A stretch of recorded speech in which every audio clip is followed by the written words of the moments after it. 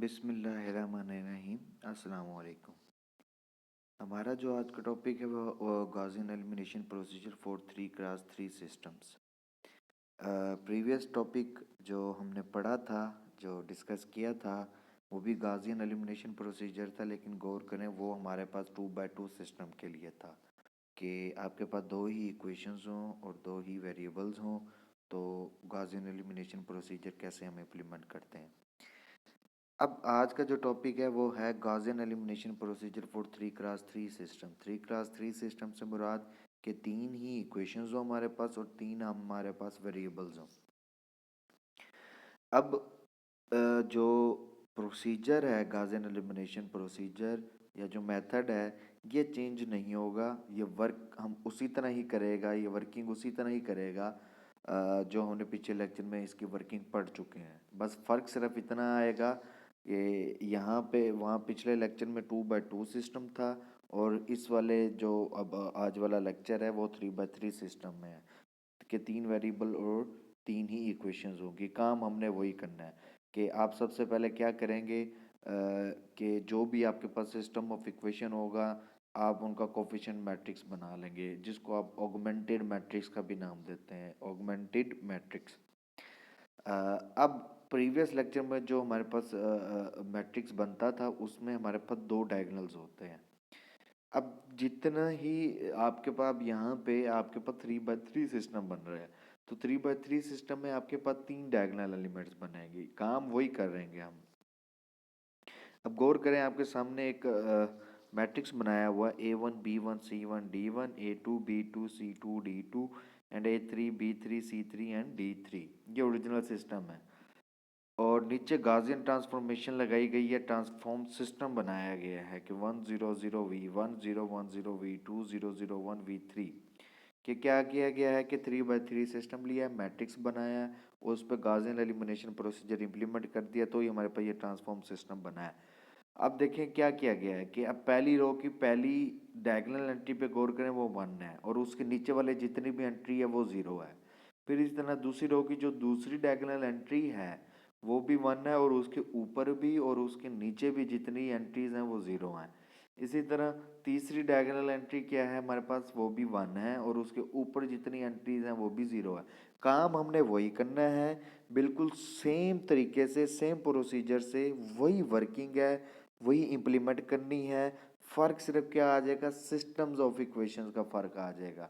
System of equation से फ़र्क कि वो पीछे लेक्चर में 2x2 का था, आज वाले लेक्चर में हमारे पास सिस्टम ऑफ इक्वेशन 3x3 का है।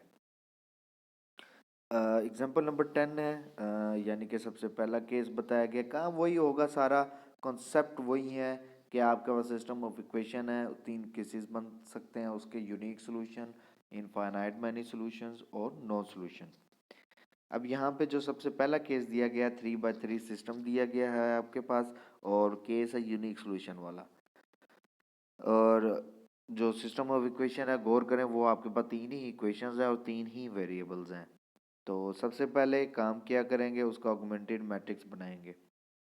ये आपके पास ऑगमेंटेड मैट्रिक्स, आपको पहला पहला जो मैट्रिक्स है वो नज़र आ रहा है, R1 R2 और R3 तीन रोज बनाई गई हैं।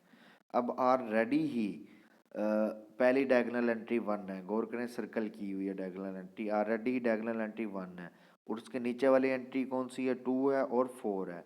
अब मुझे 2 और 4 को क्या करना है, ज़ीरो बनाना है, तो ज़ीरो करना है। मैं काम क्या करूँगा, जिस तरह हमने पिछले लेक्चर में किया था उसी तरह का ही हम काम करेंगे।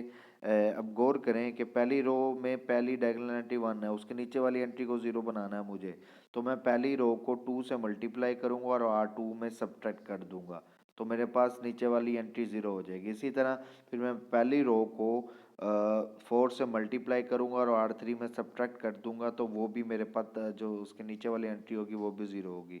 तो गौर करें कि ये एंट्री 0 बना दी, फिर अगले मैट्रिक्स में ये एंट्री 0 बना दी। रो ऑपरेशन क्या यूज़ है, वही मैंने किया है, R1 को 2 से मल्टीप्लाई किया और R2 में सब्ट्रैक्ट कर दिया। ये बेसिकली इसको हम यूँ भी लिख सकते हैं, R2 माइनस 2R1 के R1 को सबसे पहले 2 से मल्टीप्लाई किया है और R2 से उसको सब्ट्रैक्ट कर दिया गया। अब गौर करें, मैंने आपको पिछले लेक्चर में ये बताया था कि ये रो ऑपरेशन आपने इम्प्लीमेंट कैसे करने हैं, कि जो रो आपकी चेंज हो रही होगी, यानी कि आप गौर करें कि मैं दूसरी रो के एलिमेंट एंट्री को चेंज कर रहा हूँ। अब मेरी कौन सी रो चेंज होगी? दूसरी रो चेंज होगी। तो मैं दूसरी रो को पहले लिखूंगा और फिर पहली रो को बाद में लिखूंगा दूसरे नंबर पे, फिर मैं सब्ट्रैक्शन या एडिशन करूंगा, तो वहाँ पे साइन आपके चेंज हो। इसी तरह ये रो ऑपरेशन यूज़ किया गया है अगली एंट्री को ज़ीरो बनाने के लिए, तो ये R3 माइनस 4R1 आप इसको यूँ लिखते हैं। तो काम आप वही कर रहे हैं जो हमने प्रीवियस लेक्चर में कर चुके हैं, फ़र्क यही है वो 3/3 सिस्टम आ जाएगा। इसी तरह हर डायगोनल एंट्री को 1 करके उसके ऊपर और नीचे वाली एंट्रीज को 0 बनाते जाना है, तो आपके पास एट द एंड ये सिस्टम ऑफ इक्वेशन आएगा। अब गौर करें, ये डायगोनल एंट्रीज आपके पास जो आ रही हैं, पहली डायगोनल एंट्री 1, दूसरी डायगोनल एंट्री भी 1, तीसरी डायगोनल एंट्री भी 1, और उसके हर डायगोनल एंट्री के ऊपर और नीचे जितनी भी एंट्रीज हैं वो 0 हैं। अब आप यहाँ आपके पास तीन वेरिएबल्स थे, x1 x2 x3, तो पहली रो से जो वेरिएबल की वैल्यू आएगी वो x1 की आएगी, कि ये x1 इक्वल टू 2, फिर x2 equal to 3, x3 equal to 1। तो ये आपके पास वेरिएबल्स की वैल्यू हैं और यही हमारे पास सॉल्यूशन है of system of equations given above.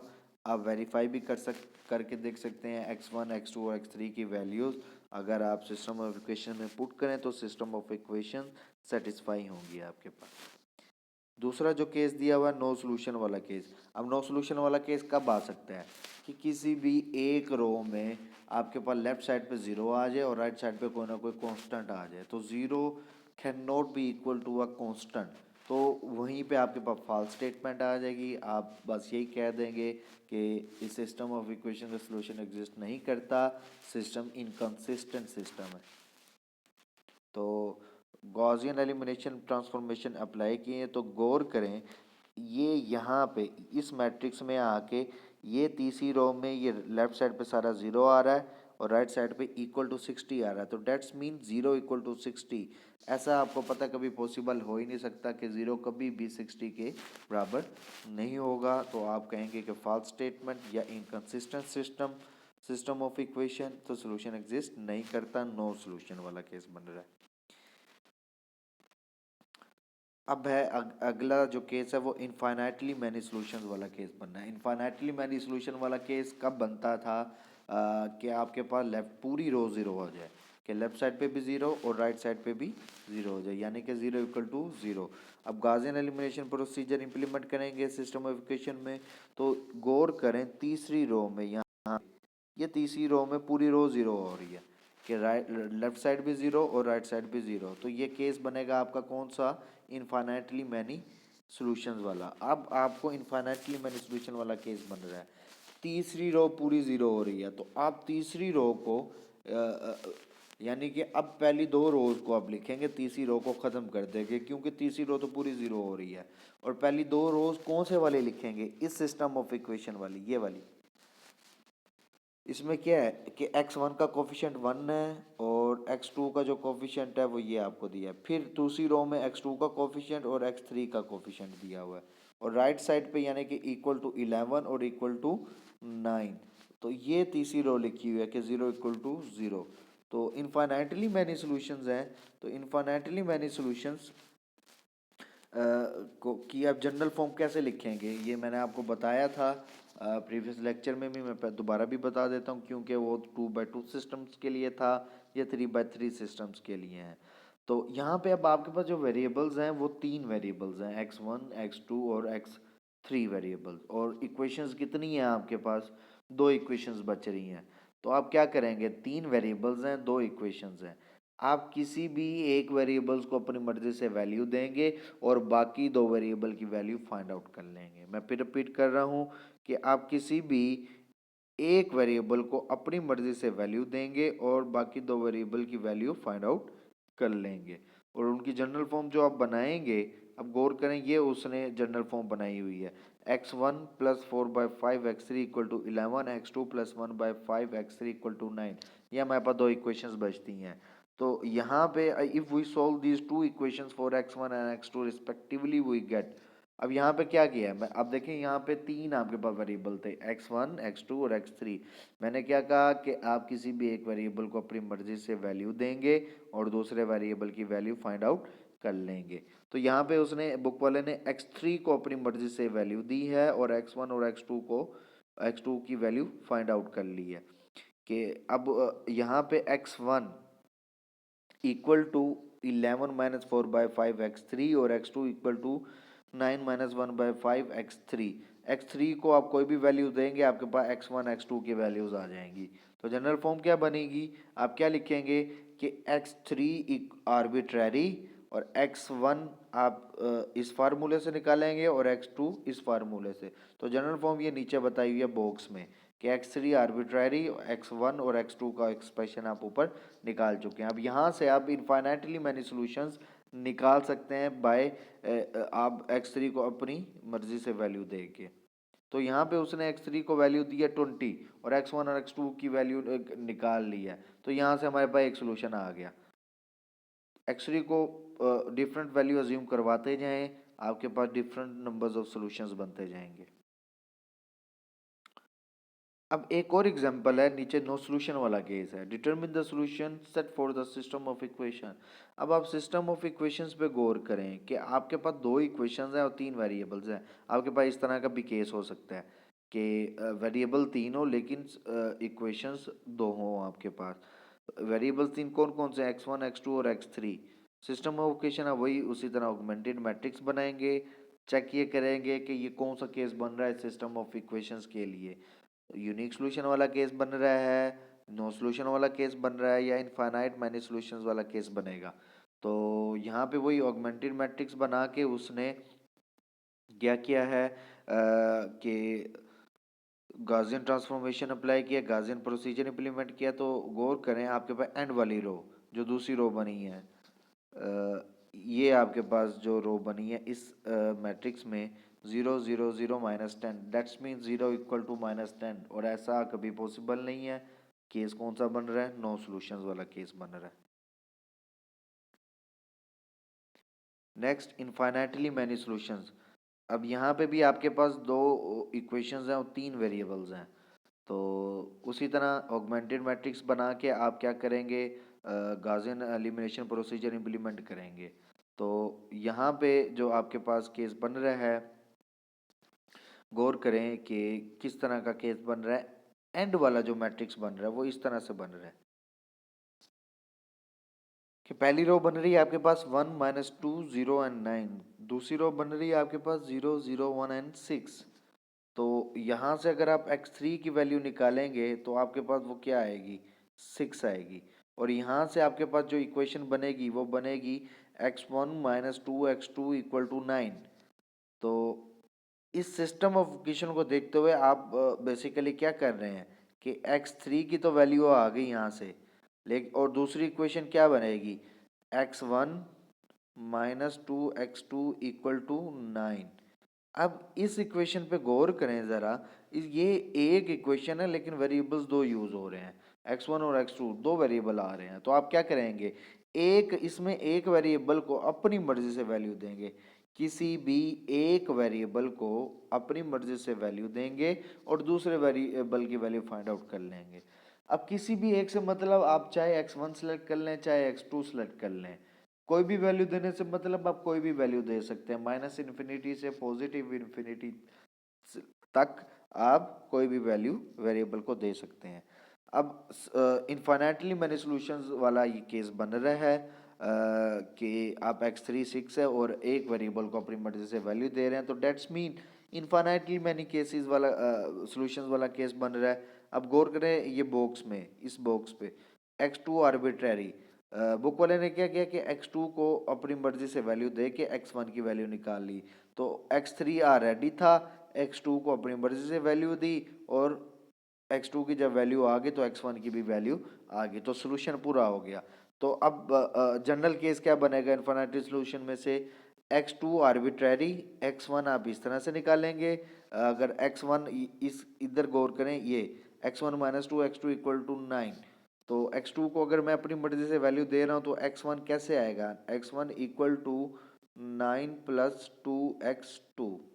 तो ये हमारे पास x1 इस तरह आएगा, और x3 की हमने गाउसियन एलिमिनेशन जो ऊपर इस मैट्रिक्स है x3 की वैल्यू हमने निकाल ली। तो इसी तरह नेक्स्ट एग्जांपल है वो भी इनफाइनाइटली मैनी सॉल्यूशंस वाली ये है एग्जांपल। इसमें अब गौर करें कि यहाँ पे जो दूसरी रो है वो क्या हो रही है, पूरी ज़ीरो हो रही है कि ज़ीरो इक्वल टू ज़ीरो। ये भी इनफाइनाइटली मैनी सॉल्यूशंस वाला केस बन रहा है। तो पहली रो गौर करें, ये पहली रो है, यहाँ से अब इक्वेशन बनाए, इक्वेशन क्या बनेगी आपके पास, तो गौर करें ये आपके पास जो कोफिशिएंट है 1 -5/2 और 3/2 इक्वल टू -3.5। तो अब यहाँ पे आपके पास इक्वेशन है x1 जो बनेगी x1 -5/2 x2 -3/2 x3 equal to -3/3.5। तो अब आपके पास इक्वेशन तो एक है लेकिन वेरिएबल तीन है।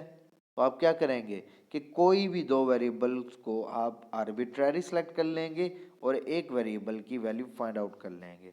लेट्स से x2 और x3 को मैं आर्बिट्ररी सेलेक्ट कर लेता हूँ, और x1 की वैल्यू कैसे आएगी मेरे पास कि x1 will be equal to -3/5 plus 5/2 x2 plus 3/2 x3। तो x3 और x2 को अपनी मर्जी से वैल्यू दूंगा और x1 की वैल्यू निकाल लूंगा। तो सॉल्यूशन क्या बनेगा मेरे पास, जनरल फॉर्म क्या बनेगी, x2 आर्बिट्ररी x3 आर्बिट्ररी, दोनों की वैल्यू सेलेक्ट करके इसमें पुट करें, x1 की वैल्यू आ जाएगी आपके पास। तो ये भी इनफाइनाइटली मैनी सॉल्यूशन वाला केस बन रहा है।